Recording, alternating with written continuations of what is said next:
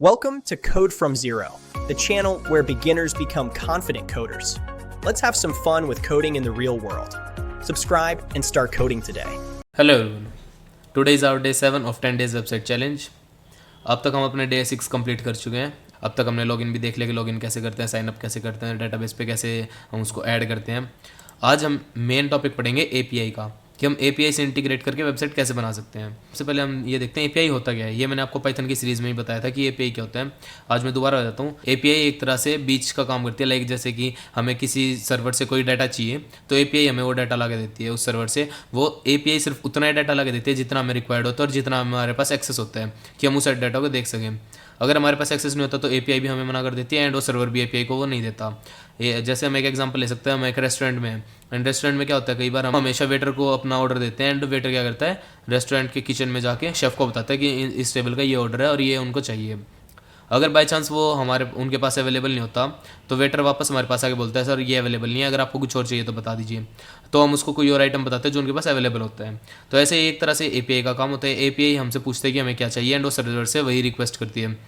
अगर वो सर्वर मना कर देता है ये कि हमारे पास उसका एक्सेस नहीं है, हम उसको देख नहीं सकते या फिर हम उसके अंदर कोई एडिट नहीं कर सकते, कोई चेंजेस नहीं कर सकते, तो डायरेक्ट एपीआई हमें मना कर देता है. हम जैसे कि आज हम एक वेदर फोरकास्ट का हम बनाते हैं कि वेदर हम कहीं का भी वेदर चेक कर सकें, तो उसके लिए जो एपीआई लगती है वो होती है ओपन एपीआई. ओपन एपीआई मतलब कि आप उसको देख सकते हैं. आज हम उसी एपीआई को यूज़ करके एक अपना वेदर ऐप बनाएंगे. तो जो हमारा प्रॉम्प्ट लगेगा, प्रॉम्प्ट आप मेरे टेलीग्राम से जाके उस प्रॉम्प्ट को कॉपी करके अपने कर्सर एआई पे पेस्ट कर सकते हैं. मैंने प्रॉम्प्ट को कॉपी किया एंड कर्सर एआई पे पेस्ट कर दिया.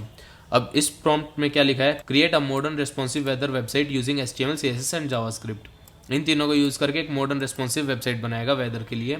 Add a search bar to find weather by city name.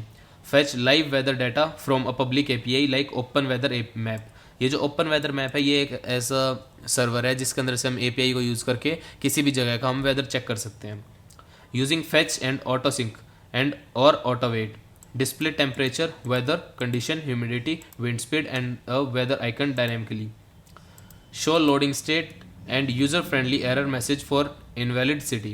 Use a clear UI with smooth animation, gradients, mobile first design. इसको हम edit करके लिख सकते हैं. Mobile and PC design. Organize code into index.html, style.css and script.js with a clear comments. तो ये आज का हमारा प्रॉम्प्ट है. हम जैसे इसको एंटर करते हैं तो ये क्या करता है, एक वेदर उसको बनाने लग जाता है एंड ये क्या करेगा, वहाँ से ओपन एपीआई से फैच करेगा डाटा को, फैच करके हमें शो कर देगा. Subscribe my channel and press the bell icon for more updates and regular videos for coding and Python. Thank you so much. हम जिस भी सिटी का उसके अंदर डालेंगे. तो ये है create index.html with search bar and weather display structure. तो ये क्या कर रहा है, HTML वेबसाइट बना रहा है पहले, यानी कि जिसमें क्या होगा, हमें वो शो होगा कि हमें यूज़र इंटरफेस क्या दिखेगा. सबसे पहले वो बना रहा है. 3 इसकी टू डू लिस्ट है. तो इसको बनाने का देन ये क्या करेगा, create style.css with gradient animation and responsive layout. अब इसने ये इंडेक्स बना दिया है एंड जैसे मैं इसको कीप ऑल करता हूँ तो ये हमारा इंडेक्स हो गया. अब इसको साथ के साथ देख सकते हैं आप. यहाँ पर जाके इंडेक्स के ऊपर डबल क्लिक करोगे तो ये जो है ये इसने हमारा बेसिक बना दिया.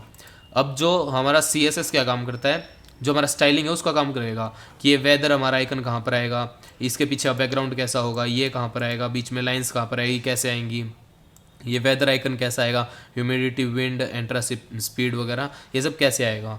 तो उसके लिए CSS आता है. एंड जैसे ही हम फिर इसको करते हैं नेक्स्ट स्टाइल्स, जैसे ये कर रहा है अब ये वही कर रहा है कि कैसे चीज़ कौन सा बटन कहाँ पर आएगा.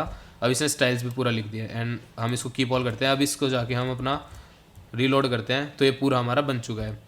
ये हमारा था, वो जो मैंने पहले आपको दिखाया वो सिर्फ HTML के लिए था. ये हमारा CSS को इंक्लूड करके ये हमारा पूरा एक इंटरफेस बन गया. अब मैं इसके अंदर कुछ सर्च भी कर सकता हूँ. लाइक मैं दिल्ली सर्च करता हूँ एंड एंटर करता हूँ. ये अभी तो कुछ दिखाएगा नहीं क्योंकि अब तक हमने इसके अंदर API की को एंटर नहीं किया. अब नेक्स्ट ये क्या कर रहा है, स्क्रिप्ट लिख रहा है कि किस बटन पे एंटर करने के बाद कब क्या होगा.